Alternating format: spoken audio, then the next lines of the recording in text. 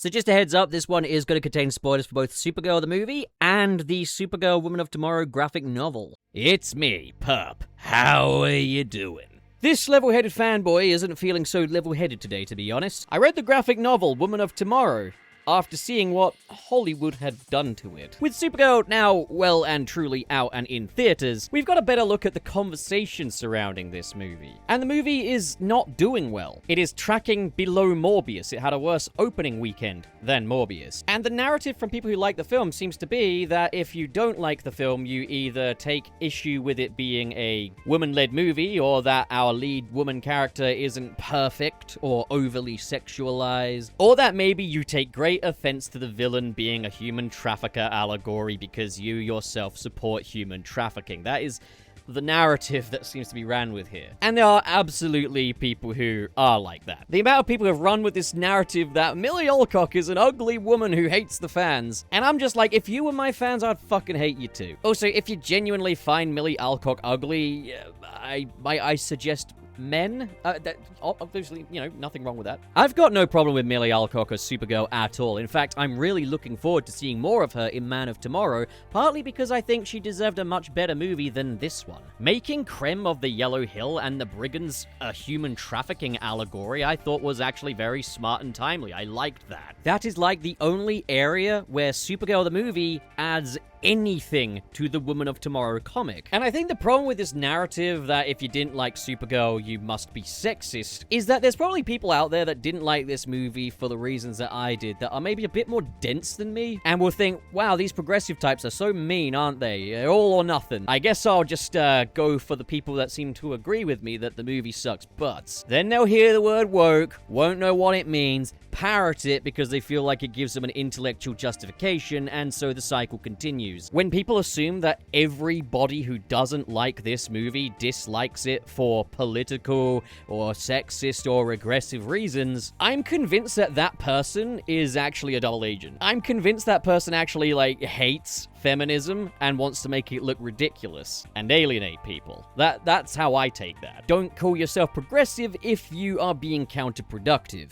Yeah, there's people that hate this movie for the wrong reasons. There are people who hate anything for the wrong reasons. But alright, I don't really intend on getting any further into that than what I just said. I just kind of want to give my own 2 cents on the commentary surrounding the film, but also to clarify a few things. I kind of made a joke about wanting to give the movie a high 5, and then it went into 5 out of 10. And after I reviewed it, I was like, you know what? I really wanted a good version of that story that I just saw, and I know that this is based off of the graphic novel Woman of Tomorrow, written by Tom King and illustrated by, okay, I'm so sorry for my pronunciation in advance. I want to say Bilquis Evely? Would we just say that's accurate? And on a beat-by-beat story level, Supergirl is a very, very faithful adaptation of Woman of Tomorrow. Beat for beat, it's the same plot. Krem of the Yellow Hills kills Ruthie's dad. Ruthie wants to avenge him. She grieves. Supergirl helps her on her quest and saves her soul, keeps her from acting on her vengeance. It's the same as it is in the movie. Because of this, it's impossible for me to not compare them. And one of these is just a lesser product in every conceivable regard. The movie Supergirl is a Disney remake. You follow the same general beats, but communicate the themes in a muddy way. Take away the gorgeous visual artistry of the original experience and replace it with something that is generic and bland and beige. Supergirl as a movie, for its pacing issues, for its tropey dialogue, is an aggressively mediocre film that I would consider below average, but only really slightly. Which is kind of the worst case scenario, because if it was so bad it's good, then I would definitely feel more compelled to watch it again. But as an adaptation, Supergirl is a crime against art. This art. Look at this. I can't believe I had the goal in my review, which was recent, to say that the cinematography was a cut above average. I think I was just basing that off of that one shot of Crypto on the field because I liked the way the camera lenses and shit looked. You know what? Yeah, the film is shot with nice lenses. It looks kind of filmic. But look at this. I've seen weak whole buckets of water with more fucking vibrancy than this. And I've already had some dickhead on social media say to me, how can you possibly like the Snyderverse when it drained all the colors out of it as well? And it's like, well, for one, the Snyderverse movies were not direct adaptations of colorful books. These drew some cues from Frank Miller here and there, but the stories were original, but also the Snyder films look good, and I'm tired of people acting like they didn't. Like, if you genuinely don't like the way this looks, I'm just going to assume you cannot handle things that go hard. But also, on an objective level, the Snyder DC movies are more colorful than Supergirl. People just don't fucking know what dynamic range is. But with Supergirl here, we have a movie that is genuinely just monotone to look at. The final battle takes place in a dust cloud. In fact, the final battle is an eyesore. I was way too kind to it. In my review, I mentioned that you could probably cut Lobo out of the movie and nothing would change, and that he ultimately resulted in Supergirl feeling like a less credible hero because she had to be rescued by him like twice. Well, Lobo is not in Woman of Tomorrow. He's not a part of that story.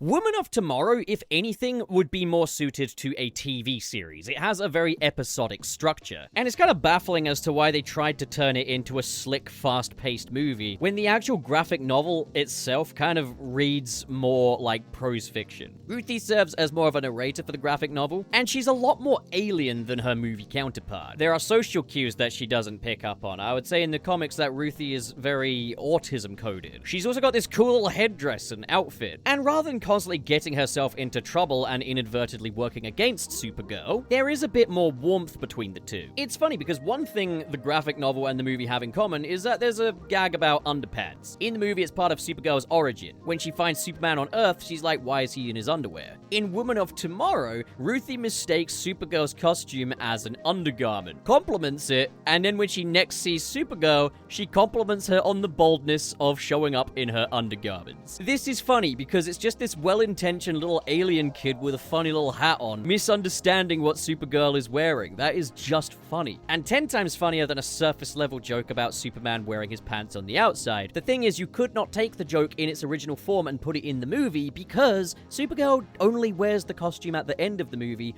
while in Woman of Tomorrow, she wears it throughout the entire duration. And while a character's wardrobe doesn't necessarily impact the objective quality of the story, it is just one other way in which Supergirl the movie is a lot less visually interesting than Supergirl, Woman of Tomorrow, the graphic novel. A cosmic headdress for Ruthie is much more interesting than just a military-looking duffel coat. Krem of the Yellow Hills in this one is not a human trafficker, and he does meet a different fate to what Krem of the Yellow Hills in the movie does. Which is funny because it seems the writer of the movie did not realize this. They said that in the graphic novel, Ruthie kills Krem of the Yellow Hills when she's an older woman, and that just isn't the case. What actually happens is that Ruthie just beats him with a stick, but she doesn't kill him, which is a really nice kind of uplifting end to the story. She didn't lose herself, she still got a bit of a satisfying vengeance anyway. Supergirl saved this little kid's soul. I think with the movie, because of the human trafficking allegory, I don't think you could have him live. I would be kind of mad at Supergirl if she did let him live. I mean, at the end of the day, Kryptonians killing their enemies isn't a big deal. Superman had to kill Ultraman, Supergirl killed Grem. It's only really a problem when it's directed by Zack Snyder, as far as people are concerned. So it kind of justifies its ending, but it also results in a very different ending. Supergirl saving this little girl's soul and then her growing up to become an old woman that gets a chance to beat Krem of the Yellow Hills with a stick is a very kind of human ending. While Supergirl stepping in to kill Krem herself is a bit more Hollywood and is a bit more of a downer as well. It misses the kind of life goes on feel that the original story had. I respect what the movie tried to do, I just feel like the comic handled it in a much more hearty way. But again, it's much easier to do when Krem of the Yellow Hills is more like a sport-like hunter type, who goes around killing and looting for the love of the game. But he's also more of a specter in the background than Krem of the Yellow Hills is in the film, which makes him a lot more effective as the villain. We're not devoting a huge amount of time to him, it's more about the impact that he made on Ruthie. But then there are just so many ways in which the film is just lesser than the graphic novel. Like, if you still want Woman of Tomorrow to have kind of timely stuff on its mind, look no further than the story of Maypole. Supergirl and Ruthie in the graphic novel stop off in a town called Maypole, a seemingly unsuspecting hospitality town. But there's deep-rooted segregation in this town, as there are the blues and there are the purples. And the blues, in an act of genocide, have massacred the purples. When the brigands came to Maypole, the brigands being the space pirates, The Blues made a deal with the brigands that they would just take Purple Town, and so the Purples were slaughtered. This isn't in the film, but it is the inciting moment where Supergirl really becomes Supergirl in this comic, where she gets her own moral code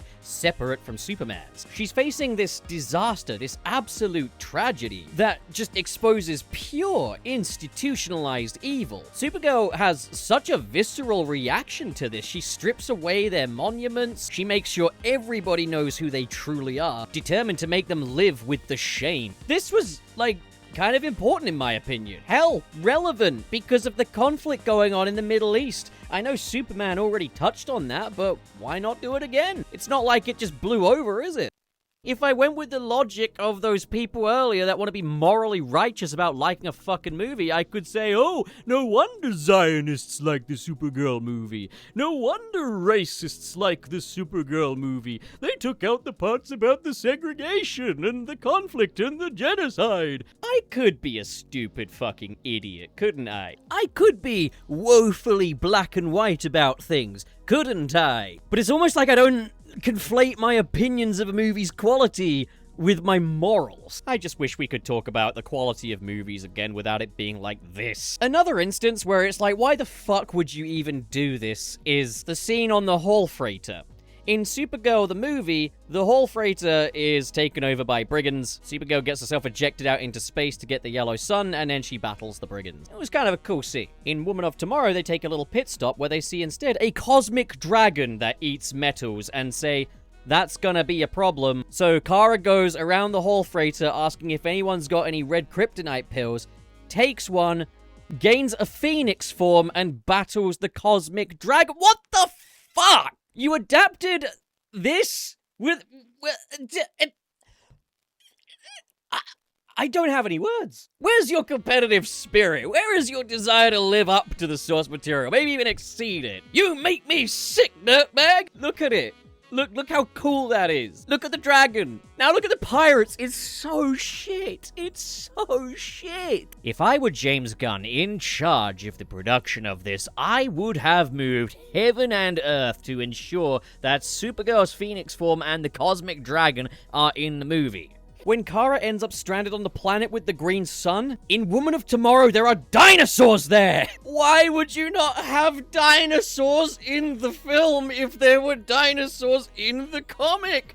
Where is your competitive spirit? Maybe there were dinosaurs and I missed them. They should be prominent. They got a little focus in the graphic novel. All I'm saying is, okay, you take a source material that has dinosaurs in it, and then you decide to adapt it and not have dinosaurs in it. What the fuck is your problem, dude?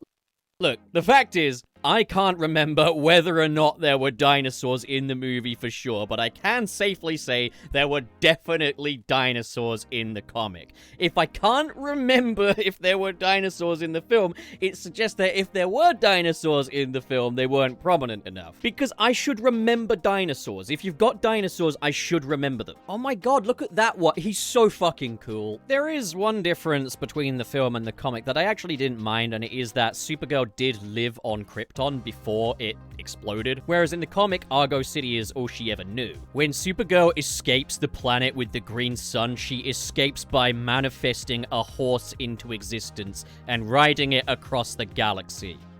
Heaven and earth. Why the fuck would you not put that in a movie? I'm so fucking angry. This comic has so many incredible moments in it that are just completely non-existent in a film, and the film is way too similar to not do that. Like, what were they thinking when they were making this movie? Were they not surely thinking, oh yeah, let's just take Woman of Tomorrow but make it lesser in every conceivable regard? Supergirl on horseback, riding a horse past a red sun is the most metal fucking thing I've seen in my life. The space pirates have an actual ship in this one. The action is 10 times more wrought. I am genuinely so fucking angry. They took a comic with so much incredible imagery, with an incredible art style, and there wasn't even so much as the slightest attempt to replicate or honor that, and in the end we end up with another dusty-looking Guardians of the Galaxy clone. You want to know why the film is flopping? It's not because it's a girl movie, it's because your average person took one look at the trailer, saw a pale imitation of Guardians of the Galaxy and thought, been there, done that. Had they adapted the book faithfully, you would have guaranteed every stoner in the world in the audience day one. The things I'd sacrifice for a chance to trip utter fucking balls and watch this graphic novel start moving before my very eyes on the big screen. We were robbed. We could absolutely have done the human trafficking story while at least trying for the visuals. We didn't have to have a complete 10 out of 10 here. But the movie Supergirl does not understand anything about why Woman of Tomorrow is good, anything about why it's special. The idea of adapting this graphic novel should have been so exciting. This graphic novel is anything but generic. And the film is one of the most generic things I've ever seen. Make it make sense. I'm so mad. I'm so fucking mad at this movie now. Way to irreparably fuck up the probably only live-action adaptation of this story. It's just inadequate.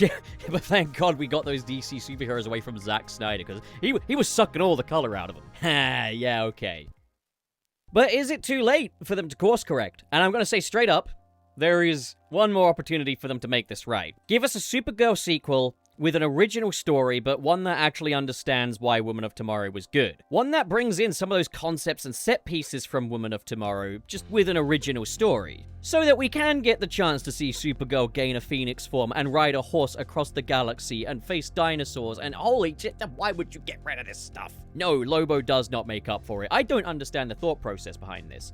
The only thing I could think of is that maybe like James Gunn sat down at a meeting with, I don't know, some Warner Brothers execs that were just like, hey, we'll do your Woman of Tomorrow movie, but we're not going to give you a budget. And then James Gunn is just calling up Kevin Feige, just like, hey, dude, do you got some of those Guardians of the Galaxy sets? We might need to borrow those. It feels like that. That is what this feels like. And I don't actually mean any respect to anyone involved. Like, these things do happen, but I am just really, really mad that they just took a graphic novel like this and did that to it. Like, dude, that's just not cool. Have you read Woman of Tomorrow? What do you think about it? Do you disagree with me? Because it's completely fair to disagree, and I invite you to disagree in the comments below so long as you're nice about it. Unless you disagree, you can do that too. That's also okay. Just, to me, this shit is even more egregious than a Disney remake. I'm not just going to hand it the win because it had some progressive elements to it. Because I'm not watching a movie to score points here, you know? Let me see Millie Alcock's Supergirl beat up human traffickers. Just let it be in a good movie. I mean, fuck! The first time we saw Ben Affleck as Batman, he was